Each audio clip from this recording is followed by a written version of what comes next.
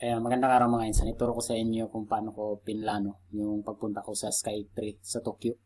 So, ang una nyo pong gawin, kasi tingnan nyo po yung train tsaka yung kung saang station kayo bababa, buksan nyo muna yung Google Map kung sa cellphone man yan or sa laptop.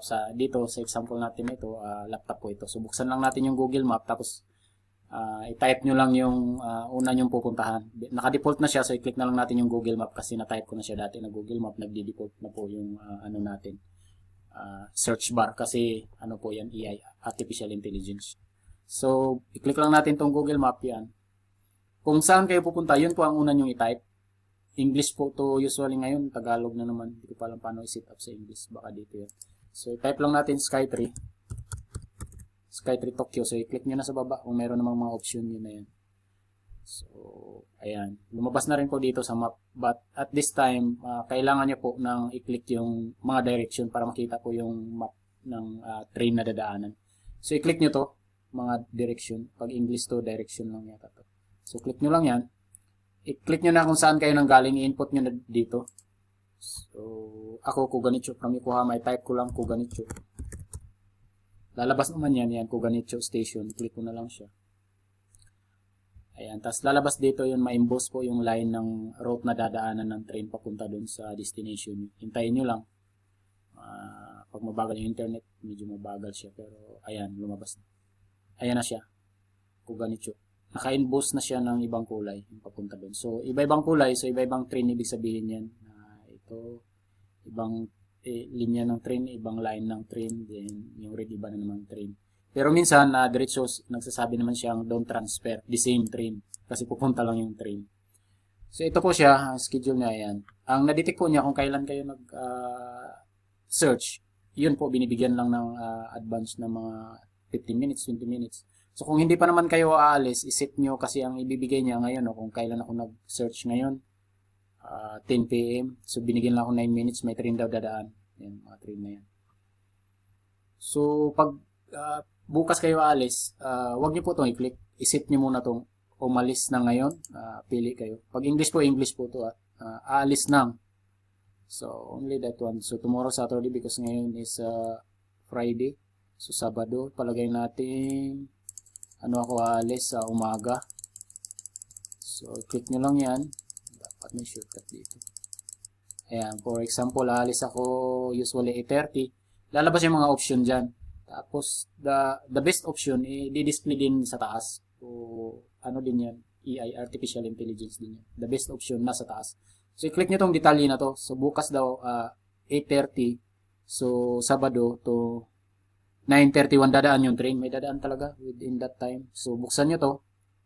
Ayan, pamasahe, makita na siya. Yung gastos niya is 690. So, makita din naman yan sa baba. So, 690 times 0.85. 265 pesos yung pamasahe papunta dun. So, hindi naman siya kamahalan. So, i-click nyo to para titingnan nyo yung details from Kuganicho. Itong dot, galing to sa tirahan ko papuntang Kuganicho Station. So, 8:30, hindi nga niya kasi sobrang lapit ko lang eh. Hindi siya nagdagdag ng minutes. So, i-click natin yan. From Kuganicho, click natin to ayan, may nakalagay. Dalawang platform pa dadaanan. Platform to ka pupunta, pero ilang station pa dadaanan. 1, 2, 3, 4, 5, 6, papuntang Kanagawa Station. Ayan po yan. Ako pinipicturean ko rin yan kasi minsan yung internet ko hindi gumagana sa cellphone, mahina. Kasi yung load na binili ko sobrang mura. So hirap din siyang paganahin minsan sa cellphone, nagpaputol-putol. So yan, QQ line tayo. Tapos pagdating sa Kanagawa Station, nagiging express na yung sinakyan natin. Dito, local, Shinagawa pa lang yung train, QQ line, nagiging express. Matulin na siya.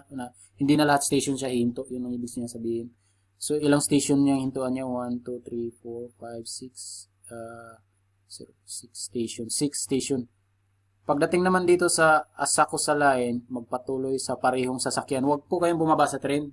Hindi niya sinabing transfer to another platform din sakay sa train. Ang problema lang nagiging pag maraming babaan, mabagal yung train kasi hindi na siya express, nagiging local. Yan lang disadvantage din. Mas maganda kasi sakyan yung express kasi pili lang yung station na yung marami lang tao yatang hihintuan or bayan-bayan lang. Yun ang ibig sabihin niya. So napakaraming hihintuan hanggang sa baba kasi Oshagi Station. Ayun na yung Tokyo. Itong dot dot dot, baba ka na dyan, lakad ka dun. So, sobrang lapit lang kasi hindi siya nagdagdag ng minutes. Yung fare naman, nandito sa baba, yan, natabunan lang, 690. Ayan, 690 yen. So, ganun lang po ginawa ko, but at this one, example is doon talaga bababa siya sa Oshagi. Ang nangyari sa akin, kasi dumaan pa ako sa, ano siya, kitchen, bilihan ng mga kitchen tools, kasi yun din nabay sa akin ng jobs. Tingnan natin. Hindi ako bumaba dyan. Dito ako bumaba sa Asakusa Station. Let me show this one. Mabagal ang internet natin. Dito yung Asakusa Station. Ayan, ito siya. Sorry, Asakusa Station. Mabagal talaga. Ayan, dito po ako bumaba kasi pumunta pa ako sa Kapabashi Kitchen Street. Ito naman siya, isang street to na mga bilihan ng mga utensils, kitchen utensils. So, napapicture ako dito para best experience na rin. So, nandito naman ako. Nilalakad ko lang to from Asakusa Station to Kapabashi Kitchen Street. But usually, dito na ako pumasok. Hindi na ako pumunta sa ibang street. Ayan, may tao siya. So, less than 30 minutes naman yung lakad ko dyan. And this time, ginamitan ko lang siya ng cellphone. Pa-off-off naman yung load ko, pero wag mo lang patayin. Wag mo lang tanggalin yung Google Maps. So, ituturo ka pa rin niya kahit nga naka-off yung load, yung data mo. Gumagana pa rin yung Google Map. Yun ang advantage sa Google Map. So, from here, pumunta muna ako sa Kapabashi Kitchen. So, 30 minutes. So, mga 30 minutes din ako doon nagpili-pili ng mga bilihin ng kitchen. Pero, ang pinakamaganda dito po, yung mga knife, yung mga knife po talaga, yun yung pinaka, nila, best seller nila. Pero, sobrang mahal. Yung pinakamura is 4,000 yen mahigit. So, hindi na ako bumili. Yung panghiwa ko ng baboy, yung nakita natin dyan sa mga butcher sa palengke, nasa mga 30,000 mahigit. So, may video tayo dyan separate. Yen. So, nasa mga 14, 12,000, 13,000 sa pesos. Pero, hindi naman yun basta-basta mapurol. So, after that, bumalik ako, tumawid ako, nilakad ko na lang to, itong Tokyo Tower. So, medyo may kalayuan, more than 30 minutes yung lakad ko. Ayos lang kasi sa Japan naman malamig, okay lang maglakad. So, pagdating ko dito, may separate video tayo. Nilakad ko lang yan, sinundan ko yung map. Ang entrance po is 2,400 yen. Pag tiningnan mo sa internet, 1,400, kakaiba siya. In denial. No, pag nandun na ako, 2,400 yung pinakamura, yung 350 meter lang. But, parang nagsisi na ako, gusto ko sana, since once in a lifetime lang naman to, dapat yung medyo mahal na pala, 3,000 mahigit para mas mataas, 450 meter yung taas niya. And by the way, enough na rin yan na as a good experience since nandito na rin ako sa Japan. And 6 months lang tayo since na-extend tayo as a business trip 1 month. So, inano ko na yung grab na opportunity na makapagpasyal. So, next, tingnan nyo po yung video. Nandun na tayo sa taas. Kasi nakakalito din pagdating dito, nasa 4th floor pala yung entrance. Tapos pag bumaba ka, 5th floor. Pagdating mo sa taas, 350 meter. Tapos pagka gusto mo nang bumaba, 2 floor, hindi na siya floor doon, meter na siya. So nasa 350, 348 meter doon yung babaan. So panoorin niyo po yung next video. Ayan, nandito na po tayo sa 4th floor. Pagdating nyo nga pala, doon kayo ipapasok sa entrance, may nakalagay na Skytree Space. So, punta kayo sa 4th floor, nandito po, ayan. Ito po yung fare, ang pinili natin, Timbo lang. 2,400, yun yung pinakamura. Ayan, Timbo Dick. So, nandito na tayo. Pag lalabas kayo doon, tapos papasok ulit kayo sa entrance, ituturo naman kayo or sundan nyo lang yung mga tao. Kukuha pa tayong ticket, mabilis lang naman. Dito po tayo sa blue color line, ayan. Yan. Yung blue line na yan, dyan tayo papasok kasi magbayad muna tayo ng ticket. So, pag may ticket na tayo, dyan na tayo sa red papasok. So, mabilis lang naman siya. And gusto ko sana yung ticket machine, pero pagdating ko sa unahan, kinausap ako ng babae, yung guide na dun sa counter. So, labas ulit tayo kasi nakuha na natin yung ticket. At this time, may 30 minutes na allowance, maghintay ka pa. So, pagkalabas mo, the same entrance pa rin kanina sa kinuhaan natin ng ticket, pero sa left side ka na. Maganda po to, ang view, 4th floor siya. So yan ang taas niyan, Skytree. So excited na tayo at this time kasi mayroon na tayong ticket, pero maghintay pa tayo kasi 11:30 pa. Yung pasok natin is 12, starting 12, pero wala pang 12, nagpapasok na sila eh. 11:45 pinapapasok na kami. So ayan, medyo ayan, may kamahalan lang, 2,400 yen, but sayang, doon na dapat sa mas mahal na, yung mas mataas, more than 350 meter. So dyan tayo kanina sa blue, yung ticket purchase. Dito na tayo sa dito pa rin ako pumasok, yan pwede na rin naman dyan, pero at this time wag na tayong pumunta sa kanan kasi maghintay na tayo dito kailan magpapasok para sa second batch na 12 start. So ayan, maghintay po tayo, may hintayan naman sa gilid. Ayan po yung ticket natin, ayan. So 12 pa daw mag start pasok, pero pinapasok na tayo ng maaga kanina. So ayan, may signboard naman dyan 11:30 pa at this time. Hindi pa pwede kasi yung mga 11:30 pa yung schedule na pumunta, umakyat dun sa para sa elevator, papasok na. So hintay tayo ng 12. So mabilis lang naman yung oras, hintay-hintay lang tayo. Ayan, marami rin mga foreigner, mga karamihan mga white guy tsaka Indiano nakita ko. So one thing for sure, mapipera-pera din to sa bansa nila. Tayo, since business trip tayo, ginrab na natin yung opportunity as I mentioned. Ayan, hintay-hintay lang tayo dito. Ayan, video tayo. Doon tayo kanina, yun, no, sa may blue na yan. Tapos pagkakuha natin ng ticket, labas ulit tayo, pasok ulit dito. Ayan, yan po. Medyo ngayon Friday, kaya buti na lang wala rin akong pasok kasi based on the labor code within 6 months kailangan ko mag-leave ng 5 days. So Friday ang pinili ko para wala masyadong tao kasi pag weekdays to grabe daw yung tao. So ngayon nga kahit weekdays to Friday marami pa rin tao eh. Ayan, meron silang pinadisplay dyan na malaking screen na pinakita nila yung 24 hours view sa taas. Yan, medyo na yan, paumaga na yan kasi kanina gabi yun eh. So marami din silang mga display dyan since nung opening at 2012 I think. Makikita naman dyan na binidyohan natin yan yung opening ng ano. So ayan, marami silang mga display dyan, hintay lang tayo. So medyo excited na tayo makapunta sa taas. Tokyo Skytree. So meron sa France, no, Eiffel Tower, but I don't know sa ibang mga bansa ng mga Skytree.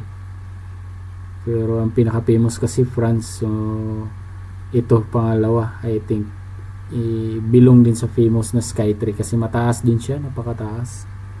I search nyo lang sa internet na how many meter total height of this Skytree Tokyo din sa France, yung Eiffel Tower. So ayan, naghihintay-hintay din yung iba dyan, naghihintay-hintay lang na magpaguna. Ayan, doon tayo kanina sa marami pa rin bumibiling ticket. Ayan na, pinapasok na tayo. As you notice yan, no, nasa red na tayo na align. Ayan, papasok na tayo, papunta na tayo sa taas. So may nakita ako may mga restaurant sa taas, but since single lang tayo, mas maganda sana kumain kung dala natin yung pamilya natin, mga anak, asawa. But dyan ako kanina sa tinuro, so hindi ako nakapunta dun sa machine. I-try ko sana din ipindot-pindot yung machine. May option naman na English yung pindutan dun. So andito na tayo ngayon. Ayan, malapit na sa pinaka-entrance, ikot-ikot lang. Ayan. Ang purpose naman itong paikot-ikot para makontrol yung crowd. The same din yan principle as in sa terminal ng aeroplano. Ayan, pasok na tayo sa gate. Ayan. Hindi naman siya mahirap na ngayon sa Japan kasi yung mga new generation na kasi nakakaintindi na sila ng English, or mas magaling pa nga yung iba rin sa atin, mas magaling. Tap mo lang dito yung card, yung ticket. Yan, okay na yun. Sa mostly marami ng napakagaling, mas magaling pa sa mga English teacher ng Pinas dito sa Japan, nag-aaral na lang talaga sila ng English. Ayan, hintay lang tayo dito. So ano po, hindi masyado maliwanag. So, isa rin yan sa electricity savings, no? Medyo madilim dito sa harap eh. Ayan, ayan. Sakay na tayo sa elevator. So papunta na tayong taas. So viewing doon sa taas, meron din pala sa sa Dubai, Burj Khalifa. So I don't know there, siguro makita naman yan sa ibang mga vlog. Mas mahal siguro yun kasi alam ko yun yung pinakamataas eh. So ito rin, by the way, maganda yung experience na to. Hintay lang tayo.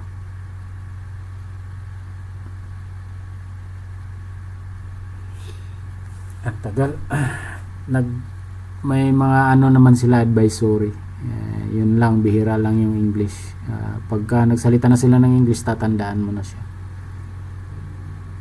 May advisory naman yung mga tour guide sa gilid.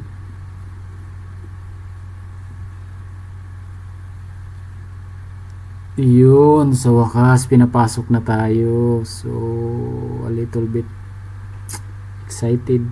Ayan, nakalabas na tayo. So okay, yan. Yan, napakaganda ng view. Napakataas na niya. So ito yung pinakamura, 350 meter. So ang next nito 3,000 megit. So konti lang naman sana idagdag, wala pang 1,000 sa piso, sayang. Dapat pala inano ko na yun, ginrab ko na yun. Dadagdagan na lang. Nanghinayang pa ako sa pera ko. So ayan, ikot-ikot lang tayo. Napakaraming tourists, karamihan mga napansin yung mga white. So of course maraming pera yung mga white. Tsaka ang kagandahan kasi sa Japan, pagka yun ang pinili mong tourist spot mo, alam nyo namang walang krimen, napaka peaceful, almost zero krimen within the year nga sa kanila.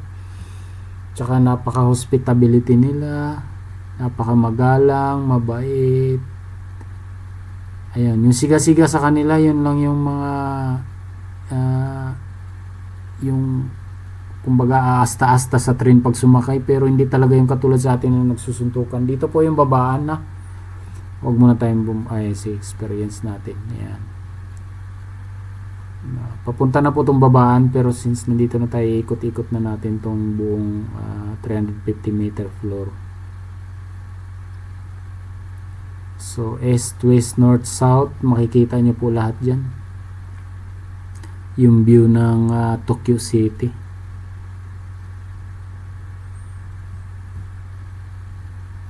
So ayan, no, napakaganda ng view, but only view you can experience, no? So makikita nyo yung pinaka city ng Tokyo.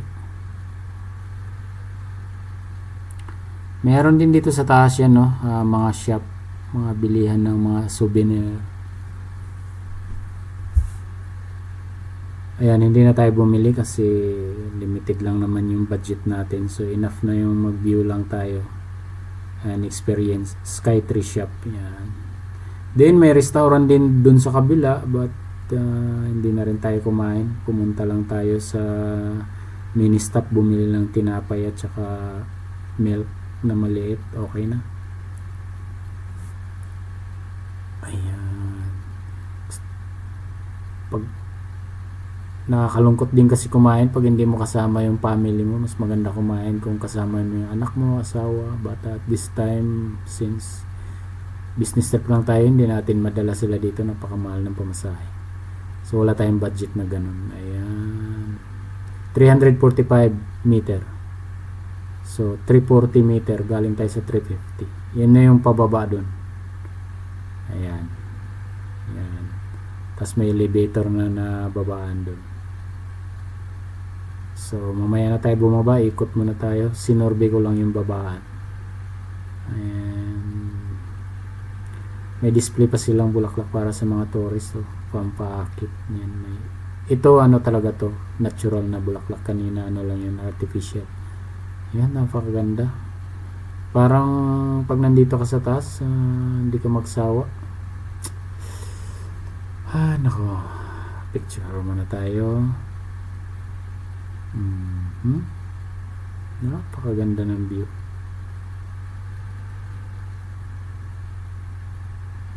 Sana magkaroon din ng Pilipinas ng ganito, pero kaya naman kung tutusin, kaya, napakayaman ng mga for example Pangilinan dyan, mga mga businessman sa Pinas, kaya naman. Bata, kailangan lang kasi ipag-aralan kung how many years mo mabawi yung ROI mo, return of investment. Dito kasi since Tokyo tourist spot, ginrab na nila yung yung pagkakataon na alam nilang marami talagang tourist. So tingnan mo, Friday ngayon, napakaraming tao sa baba kanina. So palagay ko yung ROI, return of investment nila, mabilis lang mabawi.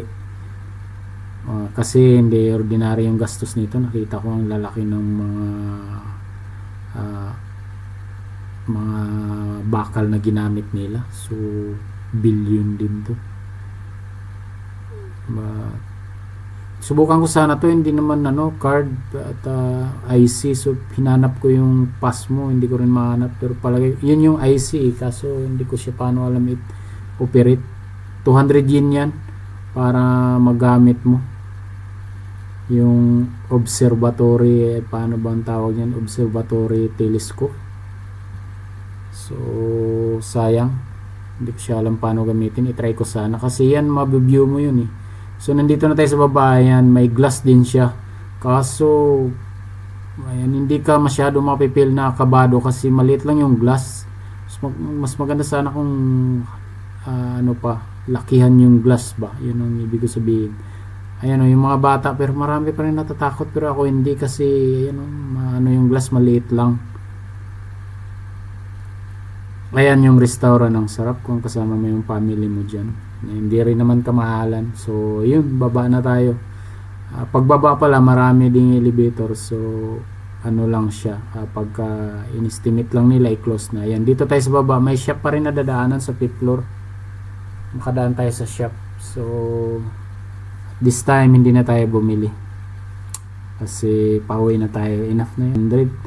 So hindi na ako bumili kahit isa. So uwi na tayo, and ayun, iba-vlog natin to para memories, once in a lifetime natin.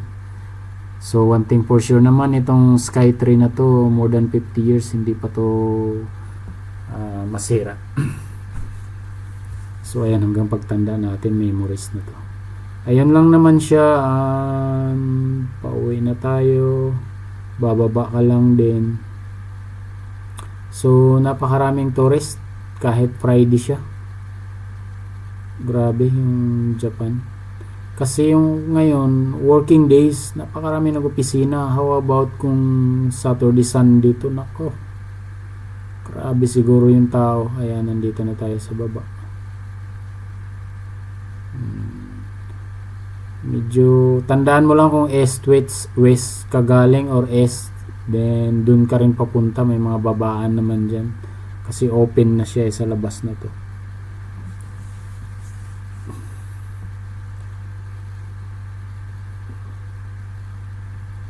So ayun lang po, the best experience. Yan ma-open na siya, pababa na. Ako papuntang east ako. Then lalakarin ko pa papuntang Asakusa line. Doon na ako sasakay papuntang Mita. Pagdating sa Mita, sasakay na naman, or minsan hindi naman, transfer papuntang Yokohama. Pagdating Yokohama, transfer ng local train papuntang Koganicho. And then yun lang po yung ruta ko. And maraming salamat po.